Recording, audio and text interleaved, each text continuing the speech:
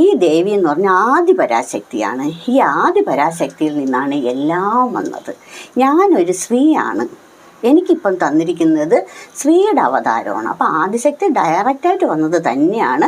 പക്ഷെ ആ സ്ത്രീയുടെ സംസാരിക്കുമ്പോൾ എപ്പോഴും അതിൻ്റെ കൂടെ ഒരു ശക്തി കാണും, ആ പുരുഷ ശക്തി കാണും.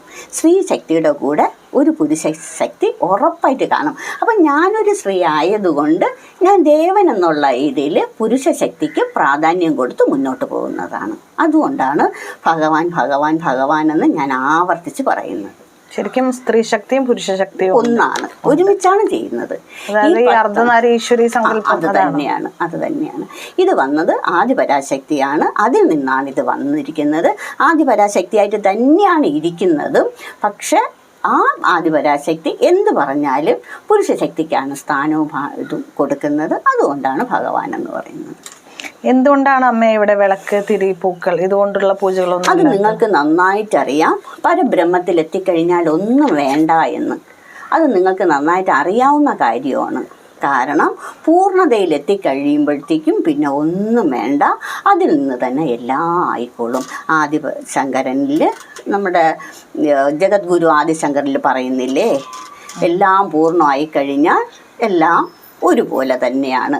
അത് തന്നെയാണ് ഇവിടെ പൂവോ ഭസ്മമോ കുങ്കുമമോ പൂജാതി കർമ്മങ്ങളോ ഫോട്ടോസോ ഒന്നുമില്ല. എല്ലാം പവറിലൂടെ. ഈ പവർ എന്ന് പറയുന്നത് തന്നെ ചൈതന്യം, അത് തന്നെയാണ് ഈശ്വരൻ, അത് തന്നെയാണ് ദൈവം. അമ്മ അന്വേഷിച്ച് ധാരാളം ജനങ്ങൾ ദൂരസ്ഥലത്തുനിന്നും കൂടി വരുന്നുണ്ടെന്ന് കേട്ടിട്ടുണ്ട്. എന്തുകൊണ്ടാണ് ഇത്രയധികം ജനങ്ങൾ ദൂരെ നിന്ന് പോലും അമ്മയെ തേടി വരുന്നത്? എപ്പോഴും ഏത് കാര്യവും നമ്മൾ ചെയ്താലും അടുത്തുള്ള ആൾക്കാരായിരിക്കൂല ഇത് ഗ്രഹിക്കുന്നതും എടുക്കുന്നതും. അടുത്തുള്ള ആൾക്കാർ എടുക്കുന്നെങ്കിൽ തന്നെയും അതിന് ആ ചുറ്റുവട്ടമുള്ള ആൾക്കാർക്ക് മാത്രമേ ഇത് അറിയാൻ കഴിയൂ. ദൂരെയുള്ള ആൾക്കാർ ഇത് എടുക്കുമ്പോഴാണ് ഇതിൻ്റെ ശക്തി വ്യാപിച്ചതിൻ്റെ കാര്യം അറിയുന്നത്. അവർക്കാണ് ഇത് നന്നായിട്ട് അറിയുന്നത്. ആ ശക്തിയിൽ നിന്നാണ് ഈ ജനം ഇങ്ങോട്ട് വരുന്നത്. അവർക്ക് മനസ്സിലാവും. ദൂരമുള്ള ആൾക്കാർ ഇത്രയും കഷ്ടപ്പെട്ട് ഇവിടെ വരുന്നെങ്കിൽ ഇവിടെ നിന്ന് എടുക്കാൻ പലതും ഉണ്ടെന്നും അവരുടെ ദുരിതങ്ങളും ദുഃഖങ്ങളും മാറ്റാൻ കഴിയുമെന്നും അവർക്ക് ഉറപ്പുള്ളത് കൊണ്ടാണ് ദൂരെയുള്ള ആൾക്കാർ വരുന്നത്. അപ്പോഴേ മനസ്സിലാക്കിക്കൊള്ളണം, ദൂരം നിന്ന് വരുന്നെങ്കിൽ ഇത് മഹാശക്തിയാണെന്ന്. ഇവിടുത്തെ രീതികൾ, പൂജ, ഇവിടുത്തെ പ്രസാദം, അതിനെപ്പറ്റി എല്ലാം ഒന്ന് പറയാമോ? ഇവിടെ പ്രസാദം എന്ന് പറയുന്നത് എല്ലാ ആൾക്കാർക്കും ആഹാരം കൊടുക്കും. കഞ്ഞിയും എരിശ്ശേരിയാണ് അതിനെ പറയുന്നത്. അത് തന്നെയാണ് ഇവിടുത്തെ പ്രസാദം. കാരണം കൂടുതലും ആൾക്കാർ ദൂരെ നിന്നാണ് വരുന്നത്. അവർ വിശന്ന് വരുമ്പോഴത്തേക്കും തളർന്ന് ബുദ്ധിമുട്ടാവാൻ പാടില്ല എന്ന് വിചാരിച്ചിട്ട് കരുതുന്നതാണ്. ഇവിടെ വരുന്ന എല്ലാ ജനങ്ങൾക്കും അത് ചെയ്യും, കൊടുക്കുന്നുണ്ട്. പിന്നെ അല്ലാതെ വേറെ തരത്തിലുള്ള പ്രസാദമായിട്ട് ഇവിടെ ഒന്നുമില്ല.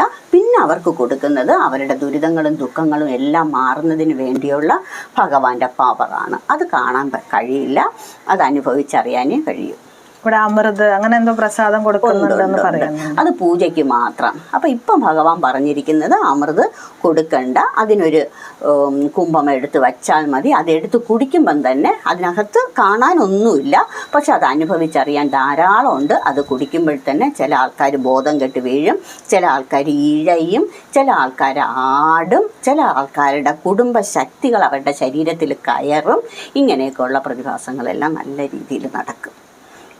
കൽക്കി ക്ഷേത്രവുമായി ബന്ധപ്പെട്ട് എന്തെങ്കിലും അമ്മയ്ക്ക് പറയാനുണ്ടോ? കൂടുതലായിട്ടും ഈ അയോധ്യ ക്ഷേത്രം അതിൻ്റെയും കൂടി ബന്ധപ്പെടുത്തി ഒന്ന് പറയാം.